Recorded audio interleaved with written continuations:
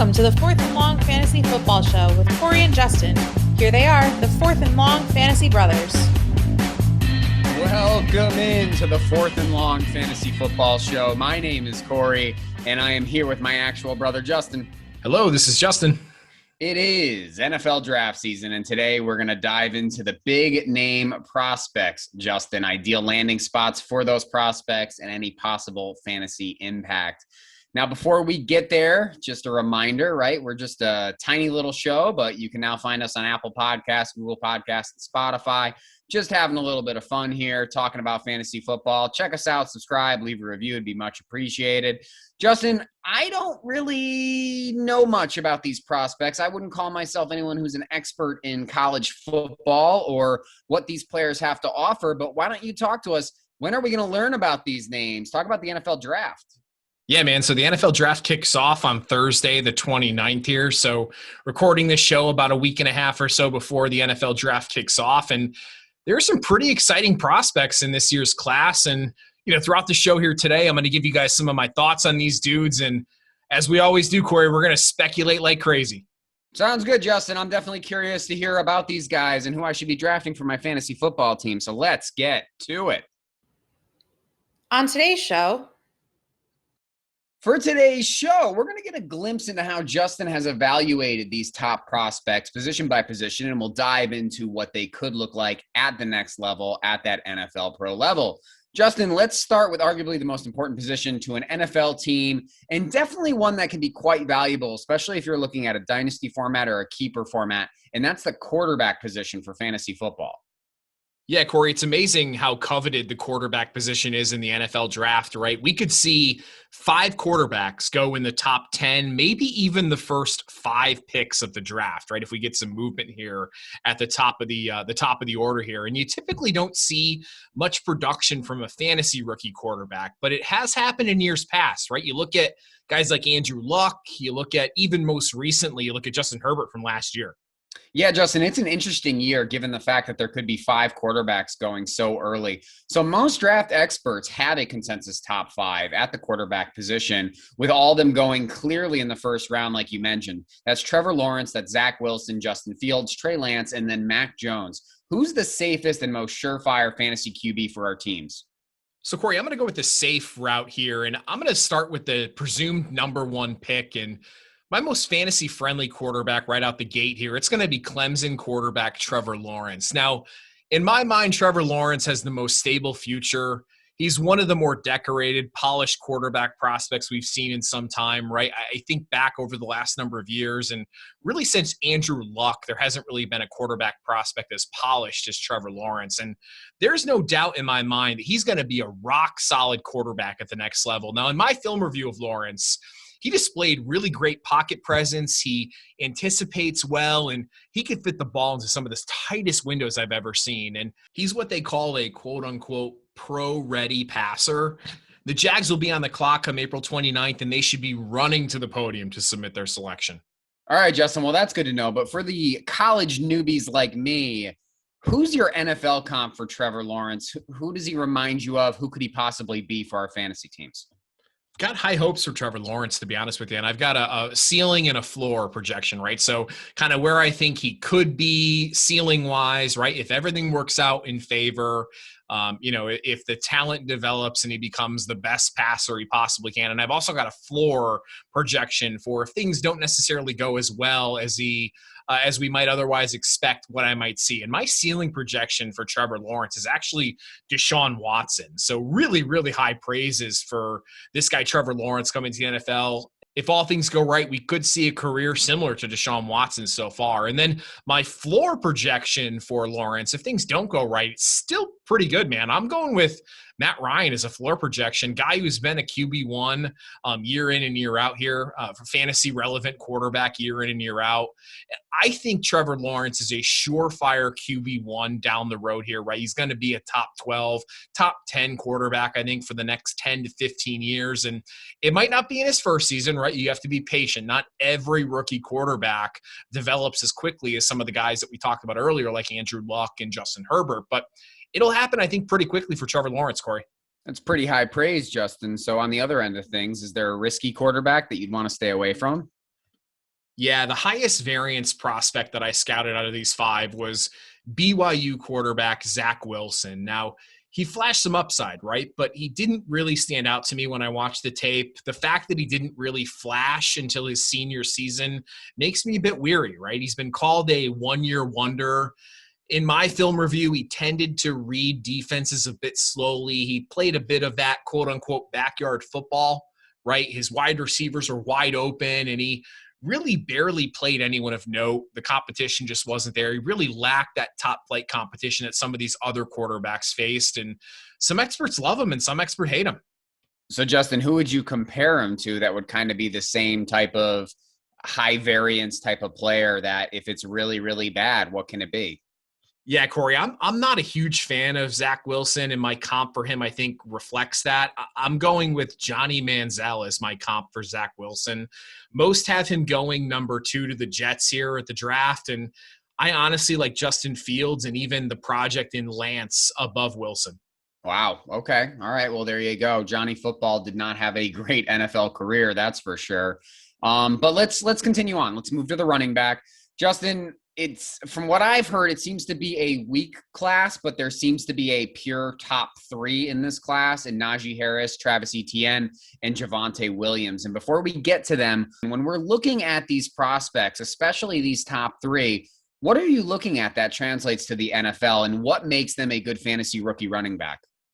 You know, Corey, there's a couple things I'm looking at when evaluating college prospects and looking at what will translate into eventual fantasy rookie success. The first thing I'm looking at is vision, right? How do they read the field? Are they simply hitting a massive gap in the line, or do they internalize what's happening at the line and do they adjust, right? The fact is that a lot of these running backs, regardless of if it's the top 3 or any of the other number of running backs that are coming into this class here, they're not going to see the same defenses that they saw in college when they get to the NFL. And if they can demonstrate the ability to process what a defense is doing and then adjust at a moment's notice, that definitely translates in the NFL.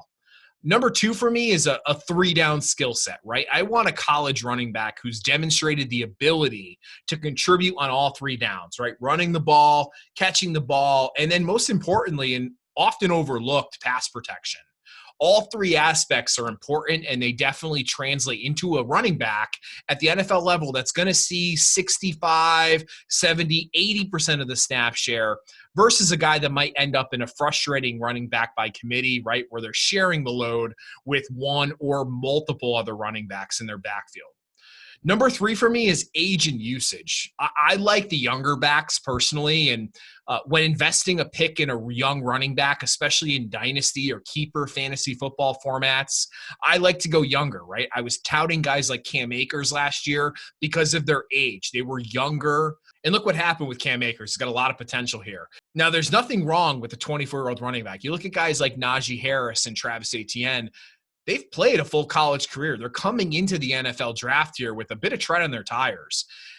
If I can invest in a 21-year-old back with similar upside and less tread on the tires, man, I'm taking that for sure. And finally, number 4, and this really comes after the NFL draft, is I'm looking for opportunity, right? I want a back drafted into a good situation, a situation where there's opportunity for that back to take over either immediately or in the very near future. All right, Justin. So I guess we can assume that the top 3 guys at least have a little bit of each of these things inside of them, except for that number 4, because opportunity certainly does matter for fantasy. So if we're watching the draft, what are the dream fantasy landing spots for these running backs? I think there's a few this year, right? I think we might have lost one recently in Arizona with the signing of James Conner. Now, you might see a back get drafted to Arizona and a guy might emerge there, a young guy. But I think there's a couple situations that still remain open that are pretty intriguing if a rookie ends up there. Pittsburgh, right? Miami, Atlanta, Buffalo. Those all make a lot of sense for a rookie running back. And any of these running backs that we talked about, the top 3 that land in one of these spots are definitely worth a look in my mind. And there was actually a recent report has surfaced that Pittsburgh is looking to invest in a running back early, and they want to move away from their running back by committee approach that they've kind of employed over the last couple of years here. And they want to get back to their bell cow ways. So if one of these big backs lands in Pittsburgh, man, I'm all in. All right, Justin. So I'm assuming by the way that you talked before, Najee Harris might be your number one. Is that true? And then the others might follow suit? Yeah, I think Najee Harris is probably the clear number one in this class. The size, speed, athleticism, right? I mean, it's a deadly combo when you're looking at Najee Harris and what he offers to a team as a real true bell cow. And then there's a little gap where I think you see Travis Etienne and Javonte Williams fall. And I really like this kid from UNC, man, Javonte Williams. He's got a couple things that I really, really like, and they go back to the criteria that I talked about earlier. He's got great vision. He runs with a low center of gravity, so his pad level's nice and low to the ground, and he's got elite contact balance, man. He breaks tackles like a machine. And all that, plus he's got very limited tread on his tires, and he's one of the younger backs in this class. I like that. Now, if he can land in a situation like Pittsburgh, right, like I talked about earlier, man, I'm all in. Now, hypothetically, let's say a guy like Najee Harris ends up getting drafted to somewhere like Buffalo, and then Williams lands in Pittsburgh. I could see Williams being the number one rookie running back in draft circles come post-draft. And you remember the last year, right? The hype was all about Jonathan Taylor pre-draft. And then you go into the draft and you have Clyde Edwards-Helaire get drafted to the Kansas City Chiefs in the first round. And he leapfrogged Taylor in the rookie running back rankings. Now, we saw how that ended, right? I mean, Edwards-Helaire had a solid rookie season, not spectacular. Taylor really came on late, and now you look at this year, Jonathan Taylor's being drafted in the top 10. So it's pretty crazy. I mean, situation will matter and landing spot will matter, and I'm excited to see where these big backs land. Yeah, I think that's a fair point, Justin, especially when you consider the fact that situation can cloud our judgment. It matters, but it can definitely influence us in bad ways. Because when it comes down to it, sometimes the pre-draft analysis is better than the post-draft analysis because we can't get too hung up on situation. Just talk to guys like Alvin Kamara. Yeah, it's totally fair, right? You look at even Nick Chubb from a few years ago, right? He was one of the top college running back prospects a few years back, and he got drafted into what people thought at the time was a pretty messy situation in Cleveland, right? With Carlos Hyde and Duke Johnson, and he fell down draft boards slightly. Similar situation with Kamara, like you referenced, Corey. And now look at Nick Chubb, right? His talent has shown through, and he's a top 5 running back in the league. And I think to your point, right, you want to trust your evaluation. All right, Justin, well, let's quickly move on to wideouts. Similar question for the wide receivers. What are you looking for these rookie fantasy standouts? Corey, there have been some really great wide receiver classes over the last few years. I mean, let's rewind, right? Last year, we had guys like Justin Jefferson, CeeDee Lamb, T. Higgins, Brandon Ayuk, Jerry Jeudy all come into the NFL and have an impact. The year prior, we had guys like DK Metcalf, A.J. Brown, Deebo Samuel, Hollywood Brown. I mean, a serious talent influx of position, and this season won't disappoint either. Now, when I'm looking at what translates to the NFL for the wide receiver position, I look at a couple things. Number one, I look at route running, right? Typically, the elite route runners translate in the NFL. You have to get open to get the ball in the NFL, and route running is what gets you open, right? You look at guys like Amari Cooper, Calvin Ridley, Stephon Diggs, all are elite route runners, all are elite wide receivers in the NFL. Number two, I look at quickness and agility, and it's really simple, Corey, right? The faster and more agile you are, the higher probability you have of gaining separation.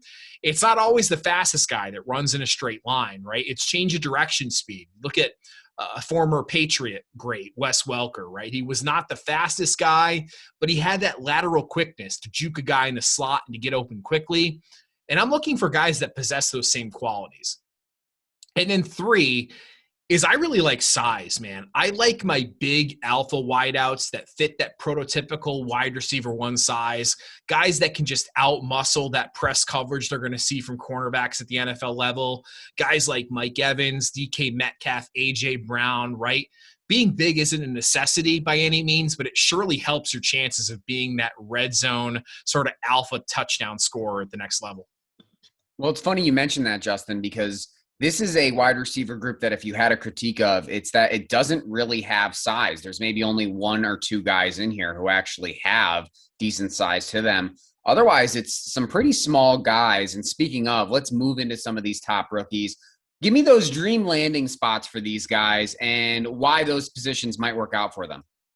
So yeah, Corey, I'm going to go through a list of 4 guys here, and 3 of them will sound pretty familiar to most people. They're going to be kind of the 3 top consensus wide receivers on most draft boards. Then I'm going to throw a sleeper out there that I really like. And I'm going to first start with the number one, pretty much unanimous number one wide receiver on most boards, and that's Jamar Chase from LSU. Sat out the 2020 season, but had a pretty phenomenal 2019 season with the LSU Tigers. And I'm going to put his dream landing spot with the Bengals here, reuniting with his old college quarterback in Joe Burrow. He would give the Bengals that number one alpha wide receiver they need. He's a contested catch dynamo in the mold of a guy like Kenny Golladay. My second guy I'm going to cover off on is Devontae Smith. And I think if I'm picking a dream landing spot for Devontae Smith, I'm going to go with the Philadelphia Eagles, who really need a wide receiver, really an alpha wideout here. And I think Smith would give Philadelphia an electric playmaker to grow with that second-year quarterback in Jalen Hurts. And he reminds me a lot of Calvin Ridley, Corey, as one of the best route runners in the class.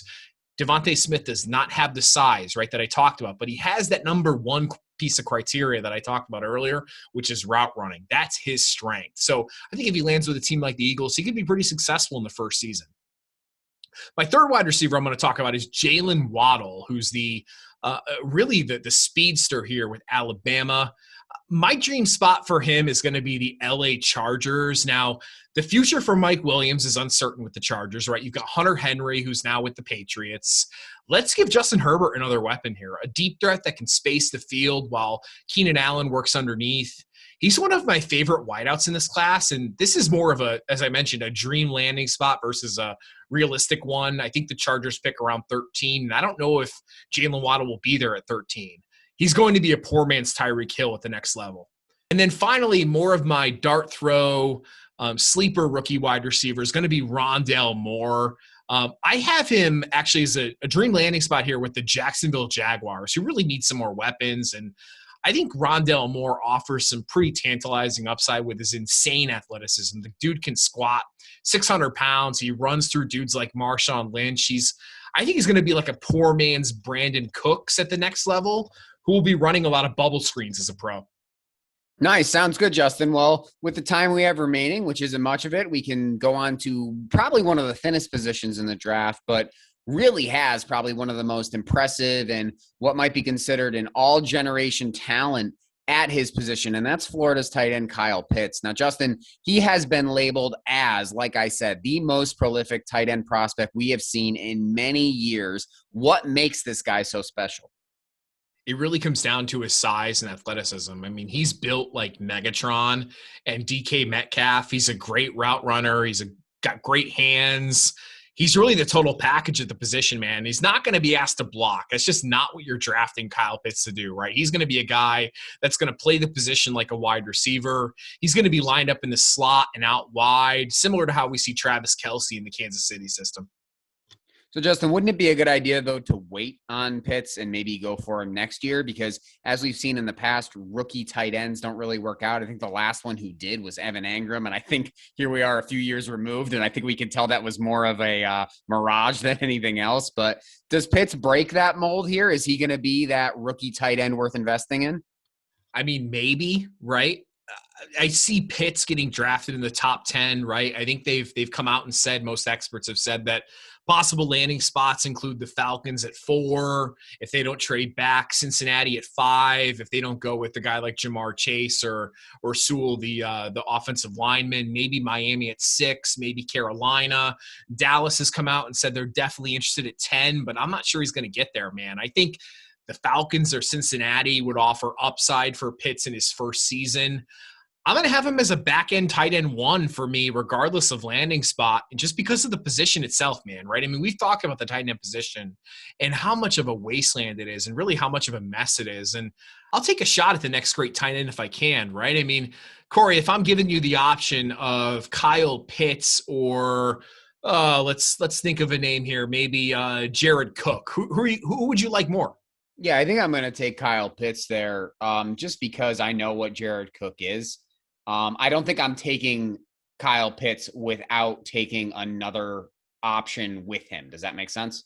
Oh, totally. Yeah, I totally agree, right? It's kind of like that whole idea of taking, upside shots at rookie quarterbacks, right? I completely agree. And if you can get a guy like Kyle Pitts, and I'm sure we're going to see his stock inflate as we get closer and closer to, draft season over the summer. And, he may end up working himself if he lands in a great spot like Atlanta or Cincinnati. He might end up moving up into that top 6 or 7 of the position. It might get a little too rich for me. Yeah. But if you can get him as a back end tight end one man, I'm all in. I think it's a great gamble to take this year.